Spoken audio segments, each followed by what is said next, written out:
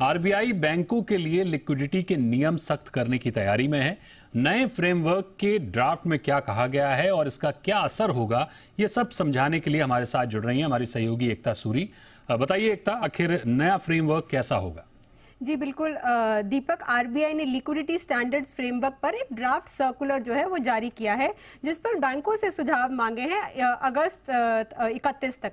अब इस draft circular में कहा गया है कि जो रिटेल डिपॉजिट्स हैं उन पर जो रन ऑफ है वो 5% एक्स्ट्रा होगा। अगर वो एक स्टेबल रिटेल डिपॉजिट है तो रन ऑफ होगा 10%, अगर अनस्टेबल रिटेल डिपॉजिट है तो रन ऑफ होगा 15%। इसके अलावा हाई क्वालिटी लिक्विड एसेट्स जो कि लेवल 1 के हैं, जैसे कि गवर्नमेंट बॉन्ड्स, यहाँ पर जो है उनकी वैल्यू बिल्कुल मार्केट वैल्यू के हिसाब से होगी, उससे ज्यादा नहीं हो सकती और हेयर कट भी लेना पड़ सकता है।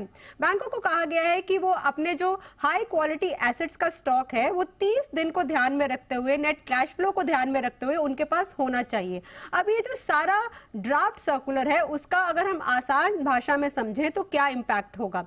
उसका इंपैक्ट ये होगा कि जो डिपॉजिट्स हैं, सबसे पहले तो ये सर्कुलर इसीलिए आया है कि अगर कोई कस्टमर जिस तरह से टेक इवॉल्व हो रहा है उसके हिसाब से इंटरनेट बैंकिंग इवॉल्व हो रही है, तो जो विड्रॉ करता है कस्टमर या पैसे ट्रांसफर करता है, आरबीआई को यह है कि अगर एक स्ट्रेस में कस्टमर अपने पैसे विड्रॉ करना चाहता है तो बैंकों के पास उतना लिक्विड कैश होना चाहिए कि वो उसको दे पाए। इसीलिए ये सर्कुलर जो है प्रोएक्टिव मैनेजमेंट के तौर पर ये सर्कुलर जारी किया गया है। अब इससे इम्पैक्ट क्या होगा कि जो रिटेल डिपॉजिट्स हैं उसके ऊपर रन ऑफ बढ़ गया है, मतलब बैंकों को अलग पैसे एक्स्ट्रा रखने पड़ेंगे ताकि लिक्विडिटी स्ट्रेस ना आए। अब अलग पैसे रखने का क्या नुकसान होगा बैंकों के लिए? पहले ही डिपॉजिट्स की फाइट जो है वो चल रही है, क्योंकि क्रेडिट ग्रोथ जिस तरह से बढ़ रही है उस तरह से डिपॉजिट ग्रोथ नहीं बढ़ रही है। अब बैंकों को अगर अपनी क्रेडिट डिमांड को मीट करना है तो कहां से आप वो पैसे लेकर आएंगे? अपने डिपॉजिट्स में से ही। लेकिन वहां पर ऑलरेडी वो डिपॉजिट्स जो है वो एक फाइट चल रही है। बैंक अगर बाहर से पैसा उठाते हैं डिपॉजिट्स को छोड़कर तो उन्हें महंगा पड़ता है, कॉस्ट ऑफ फंड्स बढ़ते हैं। इस वजह से डिपॉजिट्स बढ़ाने के लिए अब बैंकों के ऊपर एक एक्स्ट्रा हम बोल सकते हैं उनको एफर्ट लेना पड़ेगा, जिस वजह से इसका फायदा डायरेक्ट कस्टमर्स को होगा कि उनके लिए फिक्स डिपॉजिट्स के जो रेट है वो बढ़ सकते हैं।